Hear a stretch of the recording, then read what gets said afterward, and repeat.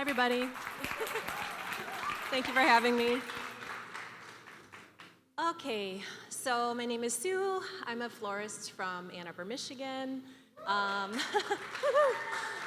been a florist for about 20 years and a teacher and writer and self-proclaimed artist, I guess, for the last 7.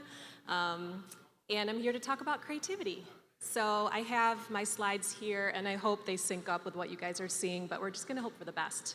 We're going to go for it. Okay, slide 1, please. Okay. All right, so I'm not here to talk about the creative process, but instead to talk about creative practices and ways of thinking about creativity that have worked for me over the years and helped me stay kind of in a good creative flow. And so I hope they kind of resonate with you as well. All right, so florists are often asked to kind of react to requests, and that's kind of part of our job, and that's expected. But I think also as creative people, as artists that we are, we have to give ourselves time to explore our own unique point of view in creativity. So I feel that the artist directive is kind of to make what you want to see.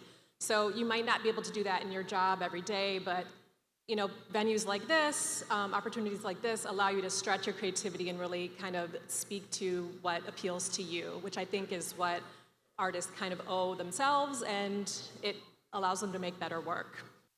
All right, so how do you access your own creativity? So I have these kind of prompts and ways of thinking about creativity that I've put some language to so I could explain them to others. These are my own personal practices.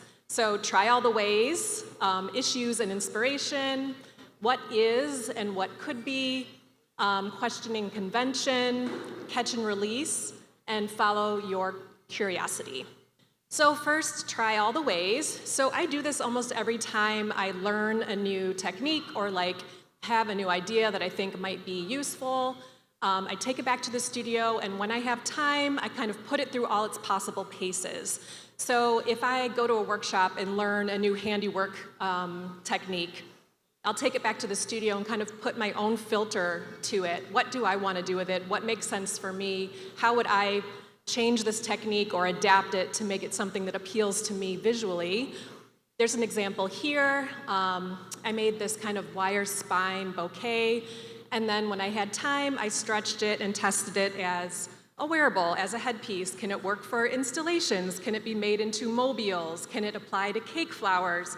Purposely and deliberately taking it through all its possible paces to see what's possible. And I know that I have more time to do that because I'm a teacher and not a wedding florist anymore, but there's always some time, and if there's not time, there's always a sketchbook. And you can always kind of jot down these ideas when they come to you and revisit them when you do have time. All right, issues and inspiration. This one I could talk about for an hour, but I won't. This one is, the 2 words kind of came into my mind after I had this, I don't know, irritating encounter with another artist. I was at this kind of fancy dinner with artists, and I could tell that this particular artist, I could sense that in the conversation. And I was talking about creativity and how you might, teach that to students or like teach them how to access their own. And she said, well, you can't teach creativity. You have it or you don't. And that really that I didn't like that. I think that everybody has a wellspring of creativity. There's unique, motivations, influences, experiences that we all have. They're there, but maybe we're not given permission or prompted to access them. So it's really about sitting down, giving yourself time to journal about it, and kind of draw out your own unique motivations for being an artist, for being a florist. So for me, issues, they're internal and external. There's issues, there's things that I want to express with my work, and then there's issues that are external, like what's available to me. I live in Michigan, so I only have so many seasons to explore a wide palette of flowers. In the winter, an issue is that I'm limited to a certain amount of things. So issues can be driving motivations, things you want to communicate with your work, but they can also be like practical, limitations, if you will. And then inspiration, for me, also internal and external, that's how I think about it. experiences you've had, art that you've witnessed, preferences that you have, things you're attracted to. Those are internal inspirations. And then external inspirations are things like art you've witnessed, the flowers and colors that you have available to you. And so these issues and inspirations kind of come together in myriad ways and like bring forth creative expression. So I've written out for myself what my issues are, what my motivations are for being a florist, and they're expressed in everything I do, unless I'm just having a bad day. But in this example, an issue that I have is I want the public to see florists not in this little box. You know, I want the public to be surprised and curious. So I wanted to make a wearable piece that's just for joy and art's sake. So I made this carnation petal bustier. That was my issue. I wanted to draw the public in. And then my inspiration was this designer, Krieger Gaboshin, who I've followed for years. And the bustier on the left, the fabric one, is one of his structural pieces. So that's just one example of how issues and inspiration come together. And then another is what is and what could be. So when you're like on Pinterest and you're looking for inspiration photos for a client and you keep seeing all of these handle bouquets made out of calla lilies. Are you guys with me? Are you seeing them everywhere, every day? Yeah. Or like purse bouquets, like this one particular purse bouquet. That's cool. Like trends happen and I pay attention and I enjoy trends. But I'm always applying my own filter and my own perspective to those trends. So I'm seeing them, I'm taking them in, they're affecting me, but I'm always thinking, how do I want this to look? Like, I want it to be more transparent, I want it to be lighter, I want it to be versatile and adaptable. So I'm gonna follow this trend and enjoy it, because it's definitely of the moment. So staying current, yet staying true to myself. All right, question convention. This has been a huge creative wellspring for me. So when people tell you it has to be done this way, or it's always been done that way, that's been a huge, like, I don't know, a little fire, under me for a long time. So an example, on the left, I'm developing this bouquet handle that's completely reusable after the wedding. So after the wedding, it comes apart and becomes a flower frog, but not a typical flower frog. You thread hollow flowers over the spikes, and they're held that way. And then the handle becomes a bud vase. So I guess convention prompted me to think, can't we create something that can be completely reusable and like a beautiful handcrafted item after the wedding? Can it still make a cascade? Can it still function and be reliable and durable, but yet not this like single-use throwaway item? So that was a creative prompt, that kind of developed and percolated and then came out and expressed itself. And on the right, so there's something that I call performative hydration. Do you guys mean anything to you? Okay, so as an event florist and somebody who does like branding and photo shoots and so on, so often you don't need a water source for the short time that the flowers need to perform for, right? And I compost all my flowers, so I didn't need to water tube every lisianthus in this installation on the right.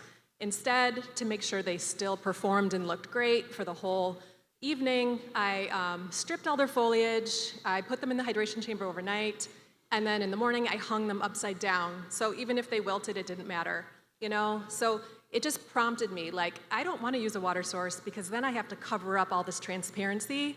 Let me think of how I can be creative and like still use the flowers I want to use, but respect them and have them look good all night. So that's like a creative prompt that results in different ways. Right. Catch and release. So over the years, I've really found that it feels better to share ideas. It feels better to kind of unload something that's been exciting you or like helpful to you. And I really think there's some kind of cosmic, corny thing that happens when you squeeze out your sponge and you release those ideas and you don't hold on to them as yours and like get really defensive and weird about them. More new good ideas come. I also think when you share an idea kind of before it's ready or before it's fully cooked, this is something I do purposely to kind of release it and not hold on and get weird and defensive about it.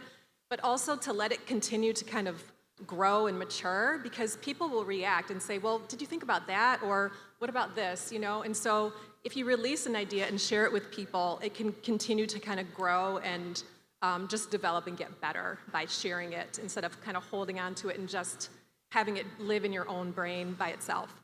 So the example here I want to share is a wire frame, and we're going to do a show and tell later today, and you can come up and check these out if you want. I don't know if this is a new idea to you or not, but instead of wiring and taping or instead of gluing, the wire frame is added to any corsage base, any wearable base you can think of, and then the flowers are threaded on. A little U-hook is made to keep the flower in place. So for me, it's so exciting. I love corsages. I'm sorry, like I have a real long-time love of corsage work. So that might be like something that just excites me. But however, this is a very exciting idea to me. I didn't want to hoard it or hold on to it. I wanted to share it and see, do other people think it's a good idea? Is this different? Have you seen this before? You know, and that it just keeps the creative momentum going. You guys into corsages? Probably not. Yeah? Oh, yeah. Okay, guys, that's great. All right, so follow your curiosity. I think we all do that, but I think it's something really to tap into. Instead of kind of looking around and seeing what other people like, really kind of looking inside and saying, how am I reacting to this? What do I feel about this? Do I like this? Everybody else likes it. Do I like it? You don't have to like it. And I think the more you listen to that and the more you follow your own unique urges, the better your work becomes. So sketch and revisit. Sketch things down when you get great ideas. All tests, even if you make horrible, ugly things, which I do daily, it always leads to some, new kind of thought, or like, okay, I'm not gonna do that again. Now I can do it faster because I've already made that mistake. Trust your own filter. Learn to analyze your work using art principles, the principles of design, and then learning never stops. Learning never stops is a good thing. Like, I'm so happy I'm still taking master classes. I'm still learning with other people who do different work than me. There's a ton to learn, and that's super freeing and exciting. Okay, so this is an old creativity model that you can Google later if you're into it. The acronym is SCAMPER. So substitute, can you identify any different components or materials or processes? Can you combine? Can you merge things together to make something new? Can you adapt and make something better and more modernized maybe? Can you modify it? Can you change something to make it makes more sense? Can you put something to different uses? This is my try all the ways, which I do all the time. Can you eliminate? So this is me challenging convention. Can you eliminate things that aren't necessary? Or can you reverse? Can a bouquet become a headpiece? Can a corsage mechanic be stretched and be made into a mobile hanging installation? These are the kinds of things I'm always thinking about. So this is one you can go back and visit on the Googler. All right, and then some thoughts to leave you with. I really think that when we explore our own unique creativity, that's how we push the industry forward and keep challenging what it means to be a florist, because there's so many ways to express yourself as a florist. It's not one thing.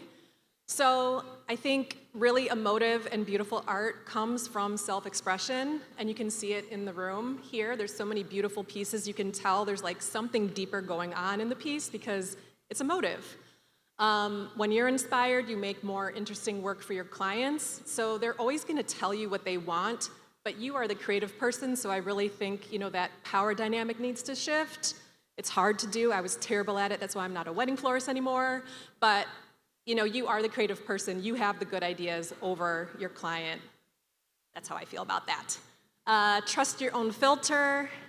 There's room for your point of view. You don't have to fit in line with everybody else's point of view or what's on trend. Rigid thinking, I think, causes creative stagnation. So always challenging and thinking what could be better, what could be different, what's my point of view, how do I see this? That's how you move things forward and stay creatively in the flow. Ideas need to be released to be replenished. So squeezing out the creative sponge makes room for new ideas. Skill building.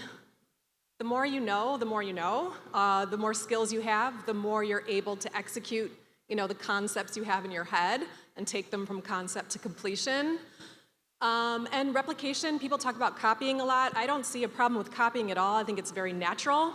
And I think it's actually like the first phase of becoming an artist. You kind of see what's around you, you copy and replicate, and then you start to express yourself. Totally natural and normal. But I think you can become kind of burnt out if you don't learn to access your own point of view. What else do I have to say? Oh, list your own inspirations and issues, your motivations for being an artist, your motivations for doing this work. What do you hope your work is communicating? Does it feel like anything to you? Keep dialing it in until it does. And establish your own creative practices and give them names. If we give things names, we can talk about them and understand them and learn how to better access them more often. That was a lot of talking. You guys okay? Okay, all right. That's all I have. Thank you for having me. If anybody wants to talk further, I love to nerd out about stuff, so just come up and say hi. Thanks, guys.